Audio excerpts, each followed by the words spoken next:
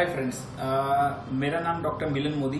I am chest physician and intensivist working as Mahavir hospital and I am having my own clinic, doctor Modi chest clinic at Majura gate, Swaminarayan complex.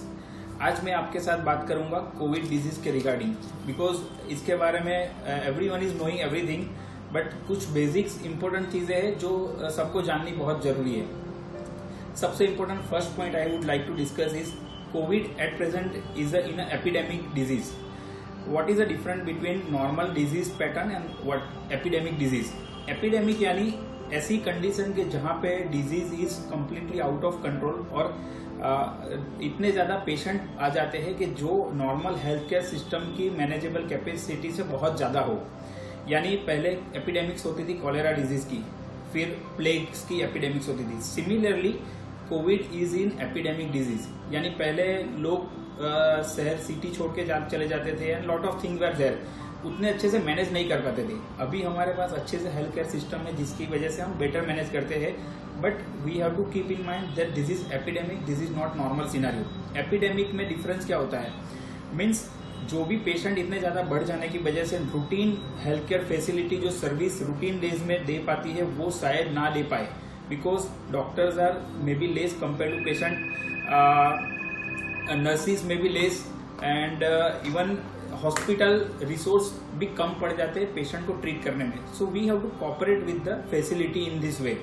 Second very important is Covid में relatives और आप patient के जो near by रहते हैं उनको allowed नहीं करते। Why we are not allowing? Because उनको भी इन्फेक्शन होने के चांसेस होते हैं। अगर वो हॉस्पिटल में आते हैं, दूसरों से मिलते हैं, then it may spread the infection. इसीलिए most of the time telephonically हम सब अपडेट पेशेंट के रिलेटिव को देते हैं and we have to cooperate more with the facilities and hospital and authorities.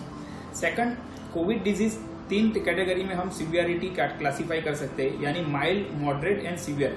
Mild यानी मॉडरेट डिजीज ऐसा है जिनको आप घर पे भी होम आइसोलेशन से मैनेज कर सकते हैं, लेकिन सबसे इंपॉर्टेंट इसमें है कि आपके ऑक्सीजन को आपको चेक करते रहना है और टेम्परेचर चेक करना है। अगर ऑक्सीजन कम हुआ, खांसी बहुत बढ़ गई, बुखार बहुत ज्यादा हो गया, देन आपको एडमिट होने की जरूरत है। Otherwise 90% of mild to moderate cases can be handle at home very well, but it should be self monitor properly or it should be under proper doctor's observation. That is very important. जो severe disease है उसमें आपको hospitalize होना बहुत compulsory है।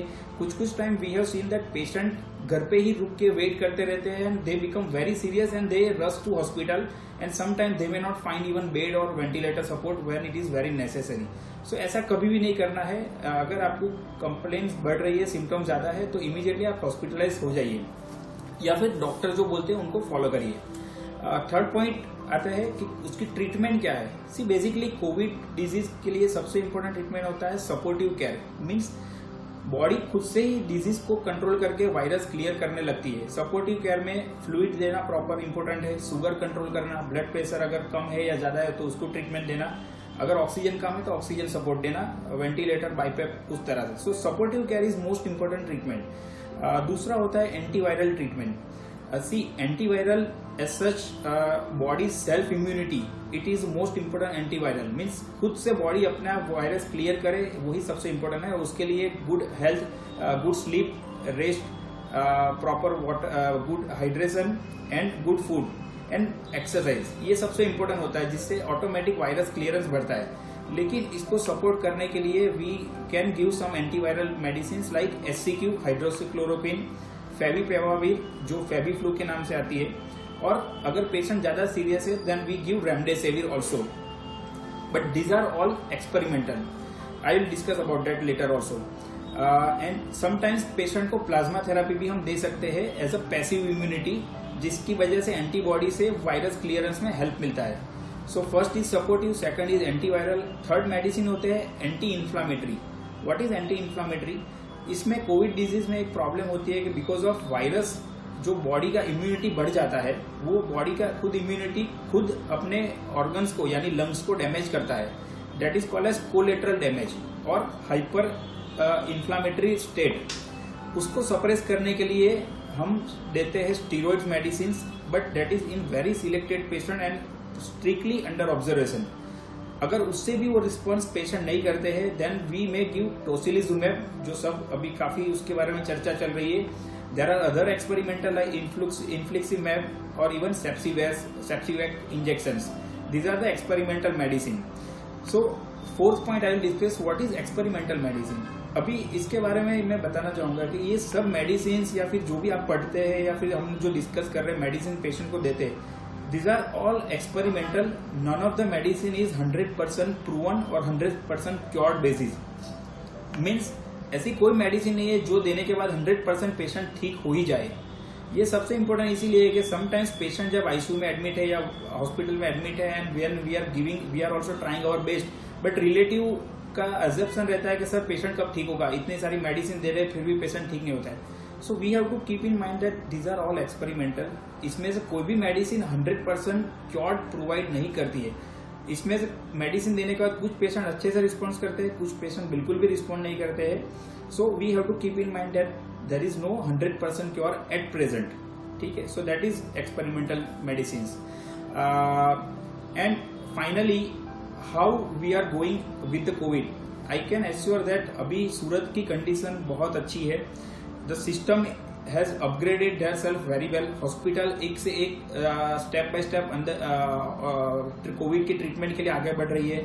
Government, IMA and private sector तीनों साथ में काम करके पेशेंट को केयर कर रहे हैं and we are doing I think very excellent work. And what I have seen is in last 5 to 6 days patients भी कम हुए हैं धीरे धीरे. हम जो एक्शन लिए थे 15 days पहले, सेल्फ आइसोलेशन, रिस्ट्रेन, उसकी इफेक्ट अभी दिख रही है. बट ये जो कोविड की डिजीज है अभी से लेके आई थिंक 1.5 से 2 महीने तक मिनिमम चलेगी. 1.5 से 2 महीने के लिए that is very critical phase for Surat and we have to cooperate very well to the authority. And most important is now it is time for self discipline. आपको कोई पुलिस रोके और बोले आप किधर जा रहे हो, that is not the time. अगर आपको जरूरत नहीं है then we should not go out. Self discipline is most important and all the routine etiquettes, cough etiquettes, hand hygiene, everything that we have to follow. See friends, it is tough time for people, tough time for medical healthcare service, tough time for doctors. We are also working throughout round the clock, but with together and with support and with good positive mindset, we will come out of this very well and with the good patient outcome. Thank you so much.